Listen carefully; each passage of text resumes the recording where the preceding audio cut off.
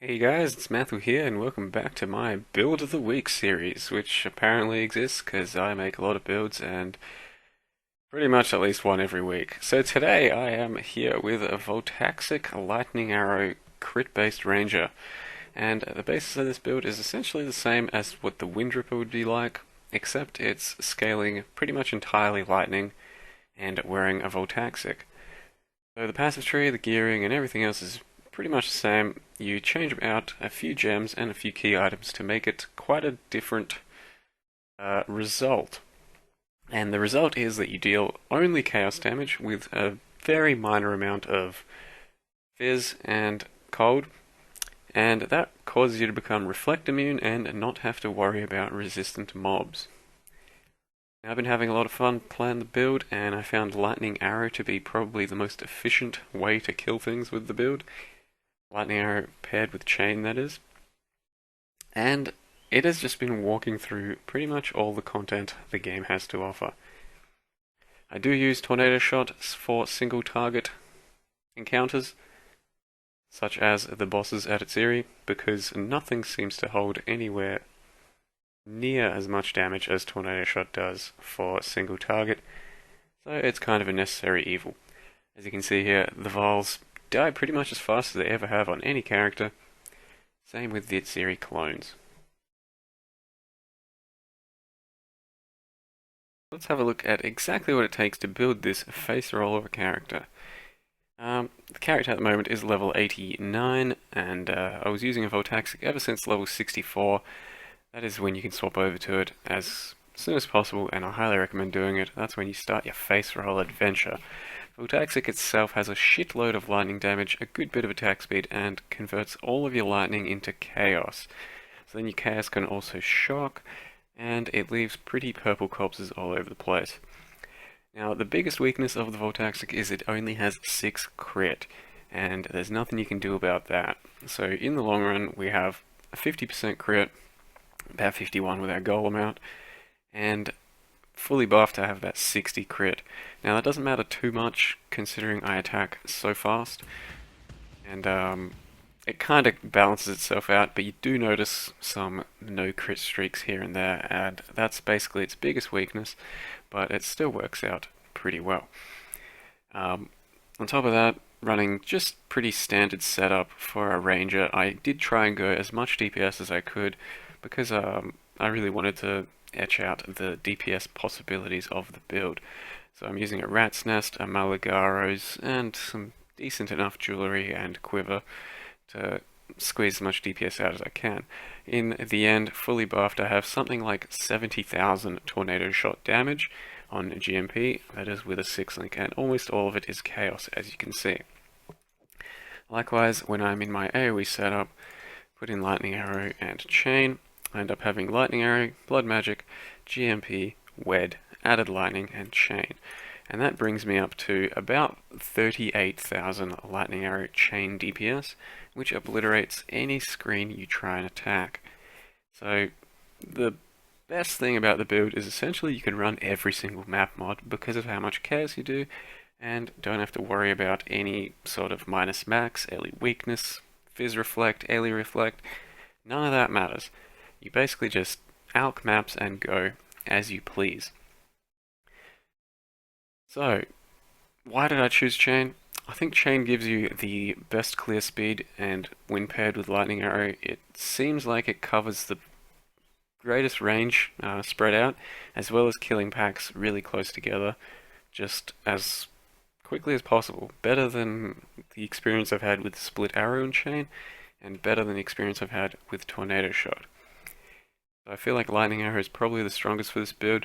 Not sure if I can say that for all the other bow builds, but I've been really into Lightning Arrow for this one. My single target is Frenzy when using the Lightning Arrow setup, because you do still need some kind of single target, but when you're using Tornado Shot, you just Tornado Shot, and that is entirely up to you. If you want to Tornado Shot the entire way through the game, that is perfectly fine, but I do recommend for clearing maps you go with the Tornado Shot and use Chain. As dumb as it sounds, Tornado Shot and Chain actually worked out pretty well for me for clearing maps. Not too much slower than Lightning Arrow. And when you get into single target mode, just dump in your faster attacks and go pew pew pew. As far as the rest of the gear, it's actually pretty tough to cap resists if you go the Rat's Nest and Malagaro's route. You then rely a lot on your rings, boots, belt, and amulet for resists, because ideally you want very high DPS mods on your quiver as well. So to squeeze out the most out of the build, it's going to be kind of expensive. To just get some pretty good map clearing and DPS, it shouldn't cost you too much, and if you can only afford a 5 link for this setup, I would recommend dropping added lightning in the lightning arrow situation here, such as this one. Because I don't think I can reliably sustain without blood magic for lightning arrow. It costs just way too much in the long run. 38 at the attack speed I end up having is crazy. But if you do want to try that, probably just drop Herald of Ice and get some mana on hit jewels.